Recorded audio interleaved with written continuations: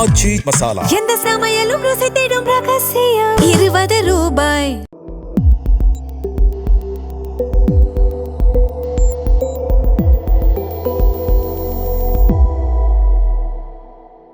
தமிழ் தடம் நேயர்களுக்கு வணக்கம். நம்மோடு உரையாட ஊடகவியலாளர் திரு கேப்ரியல் இணைந்திருக்காங்க. வாங்க பேசலாம்.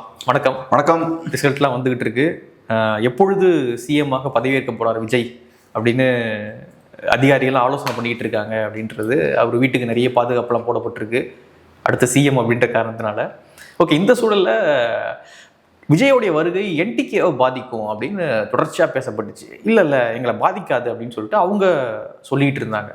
ஆனால் ரிசல்ட் என்ன சொல்லியிருக்கு அப்படின்னா கடுமையாக பாதிச்சிருக்கு அப்படின்னு தான் ரிசல்ட் சொல்லுது. ஸோ இதிலேருந்து என்டிகே எப்படி மீண்டு வர போகிறாங்க? ஸோ லைஃப் இருக்கா, எப்படி பார்க்குறீங்க? இப்போ விஜயோட வருகையால் என்டிகேவுக்கு பாதிப்பு அப்படின்றது எல்லாருக்குமே தெரிஞ்சது தான். எலெக்ஷனுக்கு முன்னாடியே எல்லாருமே அதை சொல்லிட்டாங்க, நம்மளும் சொல்லிட்டோம், எல்லாருமே சொல்லிட்டாங்க. என்டிகே காரங்களுக்கும் தெரியும். பர்சனல் லெவலில் அவங்களோட பேசும்போது நிறைய என்டிகே நண்பர்களுமே ஆமாம், களத்தில் அந்த விஜய் ஃபேக்டரை நம்மளால் ஃபீல் பண்ண முடியுது, அவர் உள்ளே வர்றது தேர்தலில் நமக்கு கொஞ்சம் பாதிப்பை ஏற்படுத்தும், ஓட் ஷேர் கம்மியாகுன்றத பேசினாங்க. ஏன்னா இப்போ பார்த்தோன்னா விஜயும் யங்ஸ்டர்ஸ் அட்ராக்ட் பண்ணுறாரு, விஜயும் மாற்றுன்னு சொல்கிறாரு. அப்புறம் என்டிகேவுக்கு புதுசாக வந்த ஒரு கட்சி அப்படின்ற அந்த இமேஜ் இருந்தது. அதுவும் பார்த்தோன்னா இப்போ புதுசாக இவர் வந்தோடனே அந்த மீடியா ஸ்பேஸையும் அவர் கவர் பண்ணுறாரு. மீடியா அட்டென்ஷன்லாம் இந்த பக்கம் திரும்பிடுச்சு. ஸோ அதனால் என்டிகேவுக்கு ஒரு பின்னடைவு ஏற்பட்டிருக்கு. இது கணிக்க தவறுன ஒரு விஷயம் என்னன்னா, இந்த அளவுக்கு மோசமான பாதிப்பை ஏற்படுத்தும்னு யாரும் எதிர்பார்க்கல. கொஞ்சம் ஒரு சின்ன பாதிப்பு இருக்குன்னு எதிர்பார்க்கலாம். 1% 2% குறையல, 1-2ன்னு இன்னும் எக்ஸாக்ட் ஃபைனல் பர்சன்டேஜ் தெரில. பட் கொஞ்சம் மோசமான பாதிப்பு இருக்கும் அப்படின்ற மாதிரி தான் தோணுது. பெரிய சிக்கல் என்டிகேவுக்கு தாவேக்கா ஏற்படுத்தியிருக்கு. எனக்கு முக்கியமாக வருத்தம் என்னன்னா, நான் பர்சனலாக பார்த்த அளவில் என்டிகே கேடர்ஸ்லாம் பயங்கரமாக ஒர்க் பண்ணியிருக்காங்க. அவங்க வேட்பாளராக இருந்தால் தான் நாங்கள் ஒர்க் பண்ணுவோம், எங்களுக்கு பொறுப்பு கொடுத்தா தான் ஒர்க் பண்ணுவோம், எங்களுக்கு பணம் கொடுத்தா தான் ஒர்க் பண்ணுவோம்லாம் கிடையாது. தமிழ் தேசியம் வெல்லணும், புது சித்தாந்தத்துக்கு ஒரு அடித்தளம் போடணும் அப்படின்ற ஒரு நம்பிக்கையில் களத்தில் இறங்கி ரொம்ப கடுமையாக அவங்க வேலை பார்த்துருக்காங்க. அந்த வகையில் இவ்வளோ நாள் கஷ்டப்பட்டு உழைச்சி அவங்க லைஃப்பில் நிறைய பேர் லைஃப்பை டெடிகேட் பண்ணியிருக்காங்க. கண்டிப்பாக அதெல்லாம் பண்ணதுக்கப்புறம் இந்த ஒரு பின்னடைவு ஏற்பட்டிருக்கு. புதுசாக ஒரு நடிகர் வந்தோடனே எல்லாரும் அந்த சைடு அப்படியே போகிறாங்க, ஓட் போடுறாங்க, என்டிகேவே எல்லாம் மறந்துட்டாங்க. அது ஒரு வருத்தமான ஒரு விஷயம்தான். குறிப்பாக நான் காரைக்குடியில் பார்த்தேன். அதுக்கு முன்னாடி ஒரு பை எலெக்ஷன் நடந்தது, ஈரோடு விக்கிரவாண்டி. அங்கெல்லாம் பார்க்கும்போது ரொம்ப கடுமையாக அவங்க ஒர்க் பண்ணுறதை நம்ம பார்க்க முடிஞ்சுது. எனக்கு ரொம்ப ஆச்சரியமாக இருக்கும். காலையில் கரெக்டாக எழுந்திரிச்சு மத்தியானம் கூட தூங்க மாட்டாங்க. மண்டபத்தில் ஏசிலாம் ஒன்றும் இருக்காது. பயங்கரமான வெயில் காலத்தில் மண்டபத்தில் ஸ்டே பண்ணி கரெக்டாக மத்தியானம் ஆனால் கூட சிலவங்க தூங்காமல் தனியாக வேலை பார்க்க போயிடுவாங்க. ஒரு நேரத்தையும் நம்ம வேஸ்ட் பண்ணிடக்கூடாது, முழுமையாக நம்மளோட உழைப்பை செலுத்தணும் அப்படின்ற அந்த எஃபோர்ட் போடுவாங்க. அதெல்லாம் போட்டதுக்கு அப்புறமும் பெருசாக அவங்களுக்கு ரிசல்ட் வரல. ஏன்னா இது அவங்களோட தவறுன்னு சொல்கிறத விட சூழல் அவங்களுக்கு எதிராக இருக்குது. டிவிக்கேன்ற ஒரு புது சக்தி வரும்போது பெரிய மீடியா அட்டென்ஷன் கிடைக்குது, பெரிய ஹைப் ஏற்படுது, புதுசாக ஒரு பெரிய கூட்டம் அரசியலுக்குள்ளே என்ட்ரு ஆகுது. அந்த அலையை அவங்களால மெயின்டைன் பண்ண முடியல. ஸோ அதனால் பார்த்தோன்னா ரொம்ப மோசமாக பெர்ஃபார்ம் பண்ணுறாங்க. இது அவங்களுக்கு பெரிய ஒரு சங்கடத்தை ஏற்படுத்தியிருக்குன்னு நினைக்கிறேன். ஏன்னா இப்போ நம்ம வீடியோவில் போடும்போது, ட்வீட் நம்ம போடும்போது, இந்த எக்ஸ் தளத்தில் நம்ம போஸ்ட்லாம் போடும்போது அவங்க பேசுகிற விதத்தை பார்க்கும்போது ஒரு பெரிய ஒரு வருத்தத்தில் இருப்பாங்க அப்படின்ற ஒரு ஃபீலிங் எனக்கு இருக்குது. பட் அதை தாண்டி இப்போ நீங்கள் தமிழ் நேஷ்னலிசம் என்ன ஆகும்னு கேட்டிங்கன்னா, நான் ஆணித்தரமாக சொல்லுவேன், தமிழ் நேஷ்னலிசமுக்கு ஒன்றும் ஆக போகிறது இல்லை. தமிழ் நேஷ்னலிசம் இருக்க தான் போகுது, தமிழ் நேஷ்னலிசம் ஜெயிக்க தான் போகுது. அதில் எந்த குழப்பமும் இருக்க போகிறதில்ல. எப்போவுமே ஒரு எனக்கு ரொம்ப ஃபேமஸாக பிடிச்ச ஒரு கோட் உண்டு. ரத்தன் டாட்டா சொன்ன ஒரு விஷயம் உண்டு. Slow success builds character, quick success builds arrogance அப்படின்ற ஒரு கோட் உண்டு. எனக்கு அது ரொம்ப பிடிக்கும். வெற்றிகள் ரொம்ப சுலபமாக ரொம்ப ஈஸியாக கிடச்சிருச்சுன்னா அரகன்ஸ் அது கிரியேட் பண்ணும். வெற்றினா எவ்வளோதான் போல், ஈஸியாக கிடச்சிரும் போல், நம்ம திறமைக்கு டக்குன்னு கிடச்சிருச்சு போலன்னு. ஆனால் நீண்ட நாட்களுக்கு அப்புறம் ஸ்லோவாக கிடைக்கக்கூடிய வெற்றி இருக்குல்ல, நீ நிறைய கஷ்டங்கள் பட்டு, வேதனைகள் பட்டு, தோல்விகளை ஃபேஸ் பண்ணி கிடைக்கக்கூடிய வெற்றி இருக்குல்ல, அது கேரக்டரை பில்ட் பண்ணும். தோல்வியை எதிர்கொள்ளக்கூடிய அந்த மனப்பக்குவத்தை உங்களுக்கு கொடுக்கும். வெற்றி கிடைச்சாலுமே நீங்கள் அரகண்டாக இருக்க மாட்டீங்க. ஏன்னா நிறைய தோல்விகள் ஃபேஸ் பண்ணியிருப்பீங்க. தோல்விகள் ஏற்படக்கூடிய அந்த வலிகள் என்னன்னு தெரியும், மக்களோட முக்கியத்துவம் என்னன்னு தெரியும். ஸோ நீங்கள் கொஞ்சம் ஹம்பிளாக இருப்பீங்க. அதனால தோல்விகள் அவசியம்ன்றது அவர் பேசியிருப்பார். Slow success builds character, quick success gives இந்த பில்ஸ் அரகன்ஸ் அப்படிம்பார். அதனால இது என்னோட பார்வை என்னன்னா, வெற்றி எப்பவுமே ஈஸியாக இருக்காதுன்னு எனக்கு தெரியும், ஸ்டார்டிங்லேயே தெரியும். தமிழ் நேஷனலிசம் 2009-10லேயே ஓரளவுக்கு துளிர ஆரம்பிச்சிருச்சு. அப்போவே எனக்கு தெரியும் அது ஸ்லோவாக தான் இருக்க போகுது, ஸ்பீடாக இருக்க போகிறதில்ல. அதுவும் இல்லாமல் புதுசாக நடிகர்கள்லாம் வராங்கன்னா அவங்கள பேக் பண்ணுறது நிறைய பேர் இருப்பாங்க. தமிழ் தேசியத்தை பொறுத்தளவில் யாரும் சப்போர்ட் பண்ண போகிறது கிடையாது, மக்களாக நினச்சி சப்போர்ட் பண்ணாதான் உண்டு. ஆனால் அதுக்கான காலம் ஏதோ ஒரு காலகட்டத்தில் வரும், அதுக்கான சூழல். ஸோ அதனால் தமிழ் நேஷனலிசம் கண்டிப்பாக ஜெயிச்சு தான் தீரும். சொசைட்டியில் சோஷியல் டிரான்ஸ்ஃபர்மேஷனை ஏற்படுத்தணும். இப்போ பிரச்சனைகள்லாம் இருக்குது, நீங்கள் சமூக மாற்றம் எதுவும் ஏற்படுத்தாமல் சைலண்டாக வந்து மேலே வந்து உட்காந்துருக்கீங்க. இது ரொம்ப நாள் தாக்கு பிடிக்காது. நீங்கள் சொசைட்டியில் ஒரு சோஷியல் டிரான்ஸ்ஃபர்மேஷன், ஒரு சமூக மாற்றம் ஏற்படணும்னா மக்கள் எல்லாம் ஒன்று சேர்க்கணும், ஒரு ஐடியாலஜிக்கு கீழே கொண்டு வரணும், சோஷியல் ஆக்ஷனில் ஈடுபடணும், அரசியல் செயல்பாட்டில் அவங்களை ஈடுபடுத்தணும். ஸோ அதனால் எப்படியுமே தமிழ் தேசியம் நிறைய சேலஞ்சஸை ஃபேஸ் பண்ணி சண்டை போட்டு முட்டி மோதி தான் அதிகாரத்தை கைப்பற்ற முடியும். இந்த மாதிரி ஈஸியாக ஒரு எலெக்ஷனில் அப்படியே ஜெயிச்சு டக்குன்னு பவருக்கு வர முடியாது. அதே மாதிரி நம்ம நிறைய தடவை பேசியிருக்கோம், ஒரு கட்சி, ஒரு பொலிட்டிக்கல் மூமெண்ட்டோட க்ரோத்துன்றது அப்படி ஈவனாக இருக்காது எப்போவுமே. எந்த பெரிய பொலிட்டிக்கல் மூமெண்ட்டோட க்ரோத்துமே ஈவனாக இருந்தது கிடையாது. அது திராவிடியன் மூமெண்ட்டாக இருக்கலாம், கம்யூனிஸ்ட் மூமெண்ட்டாக இருக்கலாம், எந்த மூமெண்ட்டாக வேணாலும் இருக்கட்டும். சில காலகட்டங்களில் வேகமாக வளரும், சில காலகட்டம் டக்குன்னு குயிக்காக பயங்கரமான வீழ்ச்சி இருக்கும், அப்புறம் மீண்டு டக்குன்னு வரும். வீழும்போது அந்த பிரச்சனை நமக்கு எதிராக ஒரு பெரிய அலை வரும்ல, அதெல்லாம் தாண்டி எடுத்து நிற்கணும். நின்னாச்சுன்னா அடுத்த ஸ்டேஜுக்கு போக முடியும். என்டிகே கட்சிக்கு அது அப்ளை ஆகும். இப்போ நிறையா பிரச்சனைகள் இருக்குது, அந்த பிரச்சனைகள்லாம் ஃபேஸ் பண்ணி அவங்களால நிற்க முடியுதுன்னா அடுத்த ஸ்டேஜுக்கு போவாங்க. அப்படி நிற்க முடியலனாலும் தமிழ் தேசியம் இருக்க தான் போகுது, வேற யாராவது சித்தாந்தம் கண்டிப்பா இருக்கதான் போகுது. சித்தாந்தத்தை ஒன்றும் பண்ண முடியாது. அதுவும் தமிழ் தேசியம் இன்னைக்கு ஏன் தேவைப்படுது? இப்போ நம்ம பார்க்குறோம் 2016 தமிழ் தேசியம்ன்ற அந்த கான்செப்டே ஃபேமஸ் ஆகுது, எல்லாரும் இன்னைக்கு தமிழ் தேசியம் பேசுறாங்க. இன்னைக்கு ஜெயிச்ச விஜயுமே தமிழ் தேசியம் பேசுறாரு. அஃப்கோர்ஸ் அவர் தவறா பேசுறாரு, தமிழ் தேசியத்தை டைல்யூட் பண்றாரு, ஆனால் அவர் பேசுறாரு. எப்படி தமிழ் தேசியம் இந்த அளவுக்கு யங்ஸ்டர்ஸ் மத்தியில் அப்பீலிங்கான ஒரு ஐடியாலஜியா மாறிச்சு? விஜய்ன்ற சூப்பர் ஸ்டார் பேசுற அளவுக்கு எப்படி அப்பீலிங்கா மாறி இருக்கு? அது காரணம் அந்த ஐடியாலஜிக்கு இன்னைக்கு ஒரு தேவை ஏற்பட்டிருக்கு. இது ஒரு டெம்பரரி செட்பேக் தான். இன்னைக்கு திராவிடத்தால செய்ய முடியாத நிறைய வேலைகள் இருக்கு. இன்னைக்கு திராவிடம் உருவாக்கின இந்த சிஸ்டம்குள்ளதான் டிவிக்கே ஜெயிச்சிருக்காங்க. ஆனா இந்த சிஸ்டமை நீங்க மீறி நெக்ஸ்ட் லெவலுக்கு போக வேண்டிய தேவை இருக்கு. எப்படி காங்கிரஸ்காரங்க உருவாக்கி வச்சிருந்த சிஸ்டமை கம்ப்ளீட்டா தூக்கி போட்டு திமுக புதுசா ஒன்று உருவாக்குனாங்கல்ல, அப்ப அது ஒரு சோசியல் சேஞ்சும் தானே. காங்கிரஸ் வீழ்ந்து திமுக வரும்போது சமூக மாற்றமும் சேர்ந்து நடக்குது இல்ல. அதிகாரத்தை கைப்பற்ற முடியாத கூட்டம்லாம் அதிகாரத்தை கைப்பற்றாங்க. அதுக்கப்புறம் அதுதான் சமூக மாற்றம்.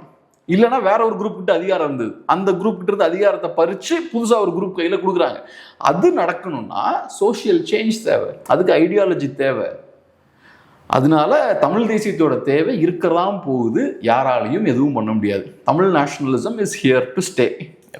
இதற்கு நாம் தமிழர் கட்சி வருவதற்கு முன்பாகவும் தமிழ் தேசியம் இருந்துச்சு. கரெக்ட். ஆனால் ஒரு அரங்குக்குள்ள இருந்துச்சு, யாருக்கும் தெரியாம அப்படி சின்ன சின்ன குரூப்ஸா இருந்தாங்க. அவங்க என்ன பேசுறாங்கன்றது மற்றவங்களுக்கு புரியாது, என்ன இதுன்னு தெரியாது. கரெக்டான வார்த்தை. ஆமா, கம்யூனிஸ்ட் குரூப்ஸும் அப்படிதான் ஒரு சின்னதா ஒரு வித்தியாசமான குரூப்பா இருக்காங்களே, என்னெல்லாமோ பேசுறாங்களேன்ற மாதிரி தான் தள்ளி இருந்தா எல்லாம் பார்ப்பாங்க. அப்புறம் நாம் தமிழர் கட்சியினுடைய வருகைக்கு பிறகுதான் அது வெகுஜன மக்கள் அரசியலா மாறுது. எக்ஸாக்ட்லி. ஒரு சித்தாந்தம் எப்பொழுதும் இருக்கும், ஆனா அது வெகுஜன மக்களுடைய அரசியலா மாறணும் அப்படின்னா அதுக்கு ஒரு பார்ட்டி வேணும். இப்போ அந்த பார்ட்டி நாம் தமிழர் கட்சியா இருக்கு. மேபி அந்த பார்ட்டி டவுன்ஃபால் ஆகுது அப்படின்னா இன்னொரு பார்ட்டி வந்து அந்த சித்தாந்தத்தை எடுத்து கொண்டு போகணும் அப்படின்னா ஒரு பெரிய ஒரு ப்ராசஸ் இல்லையா? அது மக்கள் சோர்வடைஞ்சு கண்ணுக்கு எதிராக தெரிகிற ஒரு மாற்றம், ரைட்டு டிவிக்கு போட்டு அப்படின்னு தான் இப்போ போட்டிருக்காங்க. கண்ணுக்கு எதிர இப்போ என்டிகேக்கு போடுறத விட டிவிக்கு போட டக்குன்னு வந்துடும் மாற்றம், அப்போ டிவிக்கு போடு அப்படின்னு வந்து இப்போ போட்டிருக்காங்க. சிஎம் ஆக போறாரு விஜய். ஸோ மக்கள் எப்பொழுதுமே வந்து ஒரு ப்ராசஸை விரும்புவாங்களா, அல்லது உடனே எனக்கு தீர்வு வேணும் அதை பாரு அப்படின்றத விரும்புவாங்களா? முதல்ல மக்கள் இப்போதான் மாற்றம் வேணுன்ற இடத்துக்கு வந்திருக்காங்க.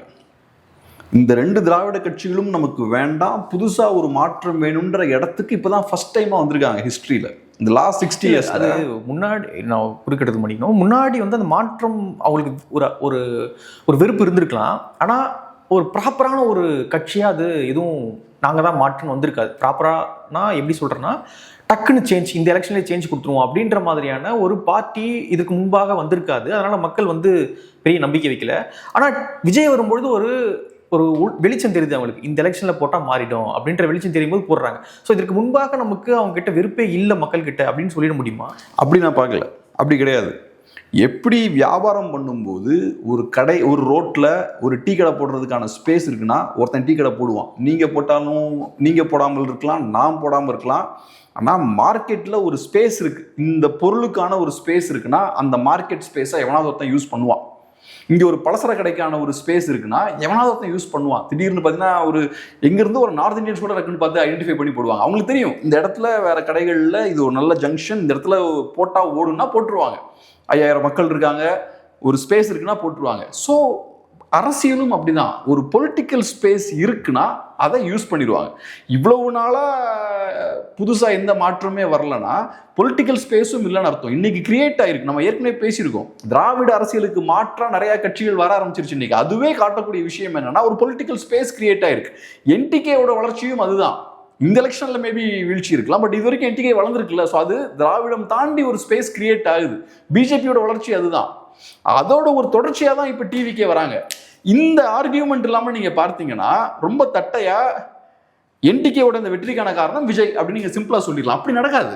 விஜய் பெரிய ஃபேக்டர், அதை நான் மறுக்கல. விஜய் பெரிய ஸ்டார், ஆனால் வெற்றிக்கு ஆமா. ஆனா எம்ஜிஆரா இருந்தா கூட அந்த அரசியலுக்கான ஸ்பேஸ் வேணும். அந்த அரசியலுக்கான ஒரு புற சூழல் கிரியேட் ஆனாதான் எம்ஜிஆராலேயே ஸ்பேஸை யூஸ் பண்ண முடியும். விஜய்க்கும் அதே தான். இல்லை, புறசூழல் வேணும், எம்ஜிஆர் போற ஒரு ஆடும் வேணும்ன்ற. நான் ரெண்டுமே வேணும்ன்ற. அந்த ரெண்டுமே ஒரு டைம்ல சந்திக்கும் பொழுது தான் மாற்றம் வரும். அதுதான் இப்போ சந்திச்சிருக்குன்ற. ஸோ முன்னாடியே அந்த புறசூழல் இருந்துச்சு. புறசூழல் ஏற்பட்டுச்சுன்னா எம்ஜிஆர் மாதிரியான ஒரு ஆள் ஆட்டோமேட்டிக்கா உள்ள வந்துருவாங்க. ஹிஸ்டரி ஃபுல்லா இப்படிதான். உங்களுக்கா இண்டிவிஜுவல்ஸுக்காக ஹிஸ்டரி வெயிட் பண்ணாது. காலம் வந்து கனிந்து இருக்கும். கரெக்டா யாராவது வந்தாங்கன்னா அதை யூஸ் பண்ணிக்கலாம்.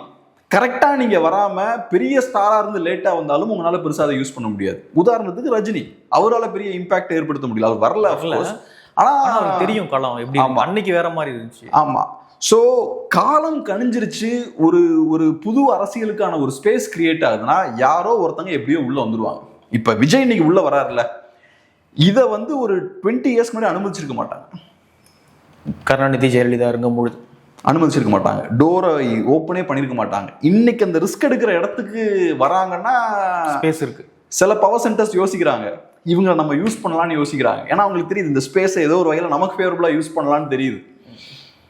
இதே இது ஒரு 20 இயர்ஸ்க்கு முன்னாடி க்ரஷ் பண்ணியிருப்பாங்க. ஒரு நடிகர் உள்ள வராருன்னா பண்ணியிருக்காங்க. இதுக்கு முன்னாடி நிறைய பேர் பண்ணியிருக்காங்க, நிறைய படங்களை க்ரஷ் பண்ணியிருக்காங்க.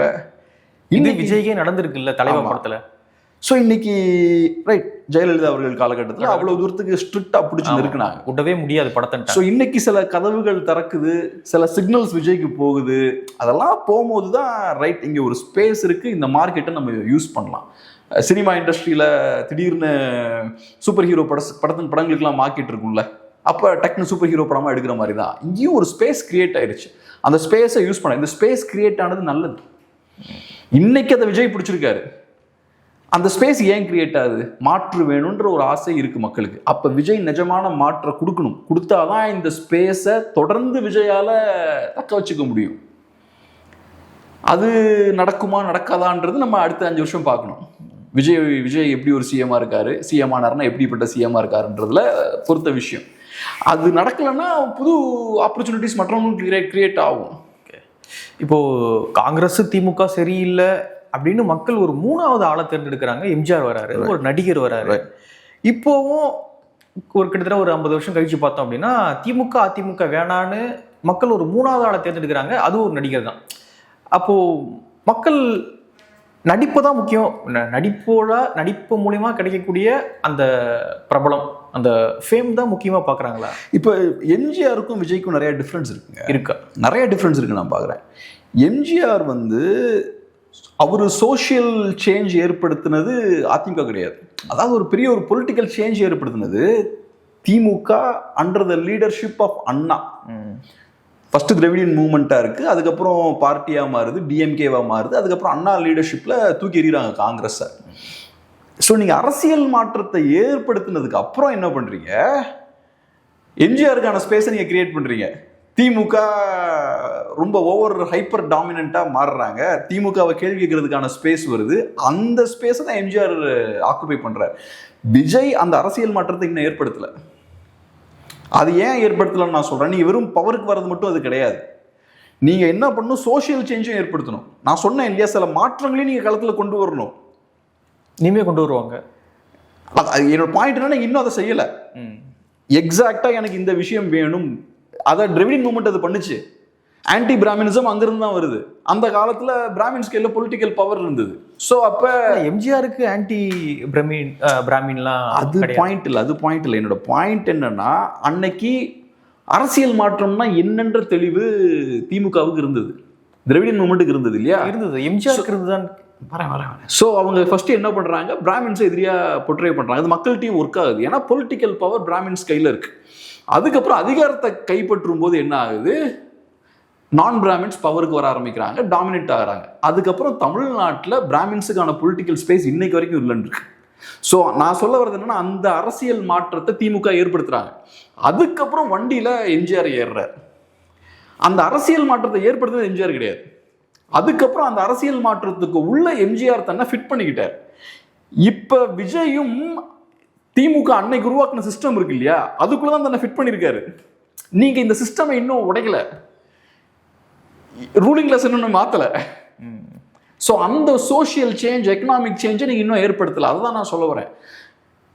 இது ஒரு மூவ்மெண்டா பில்ட் ஆகி நீங்க பவருக்கு வரல.